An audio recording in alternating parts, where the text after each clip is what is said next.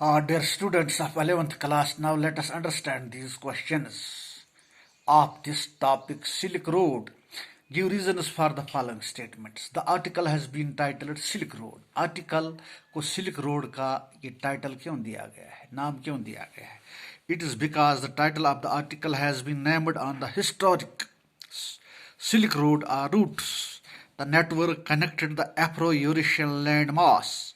It established trade of Chinese silk species, teas and porcelain, Indian textiles, precious stones and paper, and the Roman Empire gold, silver, fine glassware, wine, carpets and jewels.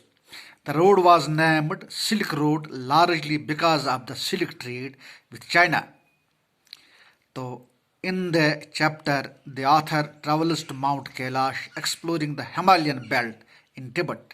Since the author explored this region, the chapter is titled as Silk Road. Now, अब मैंने WhatsApp पे जो आपका study material डाला है वो आपको मैं समझाता हूँ लाइन बाय लाइन.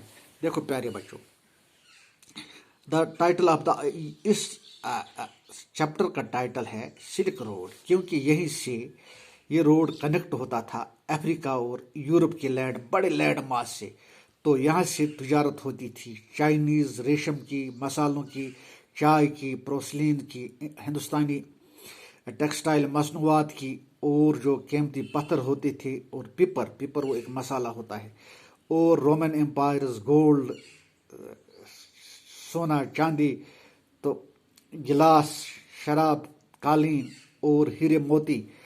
इस रोड को सिल्क रोड का नाम दिया गया है बड़े पैमाने पे, क्योंकि जो रेशम की तिजारत थी चाइना से वो इसी रास्ते से होके गुजरती थी शहर अबरिशम.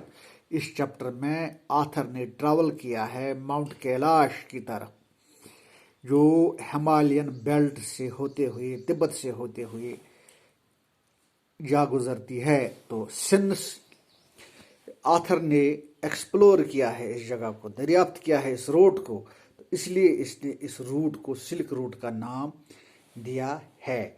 अब क्वेश्चन नंबर 2 है तिब्बतियन मैस्टिफ्स. जो तिब्बतियन मैस्टिफ होते हैं, तो जो Tibetan mastiffs were popular in China's imperial courts. ऐसा क्यों था?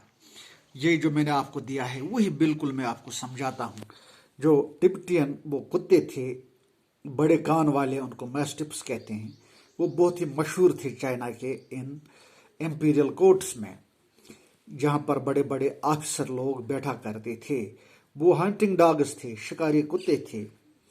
वो लाए जाते थे इस सिल्क रोड पे उस कदीम ज़माने में, जो कि तिब्बत की तरफ से एक ट्रिब्यूट होता था, एक तहसीन होता था. वो बिल्कुल बड़े काले कुत्ते होते थे जिन्हें वॉच डॉग्स के तौर पे इस्तेमाल करते थे, रखवाली करने के लिए. बड़े बड़े झुंड जो होते थे इन नोमैड्स के, तो उन्होंने एक्सप्लोड किया एक्शन लाइक बुलेट्स, तो गोलियों की तरह ये एक्शन करते थे. वो बड़े खतरनाक कुत्ते होते थे. तो Tibetan Mastiffs were popular in China's imperial courts as hunting dogs, shikari kutte. They were brought along the Silk Road in ancient times as a tribute from the Tibet. वो तिब्बत से इस बड़े रास्ते पे एक तहसीन के लिए लाते जाते थे, और जो बड़े बड़े उनके झुंड होते थे, जो नोमैड्स होते थे, वो उन्हें एज वॉच डॉग्स इस्तेमाल करते थे. ये तिब्बतियन कुत्ते गोली की तरह कोई भी एक्शन करते थे, और बड़े ही they are furious and fearless, बड़े ही खतरनाक, कश्ट पर यथ वना बद होन, ज़बरदस्त बद. तो इसी तरह से इनको मैस्टिफ्स ये चाइना में पॉपुलर होते थे. इसके बाद क्वेश्चन नंबर 3 है यहाँ पे, the author's experience at Hor was in stark contrast to earlier accounts of the place.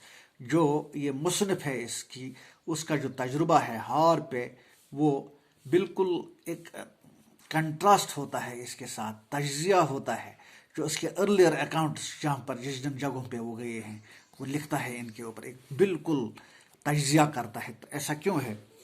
तो he was a grim miserable place. Hor was a grim, miserable place. یہ ایک غمزدہ اور الٹی جگہ تھی. The dust and rocks were scattered everywhere in abundance. جو چٹانیں تھی اور گرد غبار دھول وغیرہ تھا یہ ہر جگہ بڑے ایبیڈنس بڑے پیمانے پہ پھیلا ہوا تھا. There was little vegetation. چھوٹی چھوٹی گھاس بھی وہاں پہ تھی. The place seems unfortunate and dejected. یہ جگہ جو تھی یہ بڑی ہی مصیبت زدہ اور بدقسمت لگتی تھی. Though it sat on the shore of the lake Mansarovar. تاہم حتیٰ کہ یہ جھیل مانسرور کے ساحل پہ یہ جگہ واقع تھی لیکن پھر بھی the author was flabbergasted to realize the account in his experience to that of the earlier read accounts. تو آتھر نے جو اس سے پہلے اس کے اکاؤنٹس اس جگہ کے متعلق ویئر اباؤٹس وہ پڑھے تھے اس سے یہ تھوڑا سا متزلزل ہوا کہ یہ تو وہاں ایسا پر کچھ نہیں ہے, یہ تو جگہ بڑی خطرناک جگہ ہے, تو یہاں تو کوئی زندہ نہیں رہ سکتا ہے. Japanese monk Akai Kawanji, who had arrived here in 1919, was so moved by the sanctity of the lake, it lacks hot to he burst into tears. جو جاپان کا ایک جاپان کا جو بدھ مت کا ایک پادری ایک راہب تھا وہ یہاں پہ بہت اس نے اس جگہ کی حالت دیکھ کر موو ہوا, وہ آنسو اس کے چھلک آئے. The good view of the lake, though one of them helped to compensate, however. تاہم اس جھیل کی جو مانسرور جھیل تھا اس کی خوبصورتی اس کا وہ نظارہ دیکھ کر جو اس جگہ کی ہور کی ویرانی تھی تو اس سے تھوڑا سا اس کا ازالہ ہو جاتا تھا.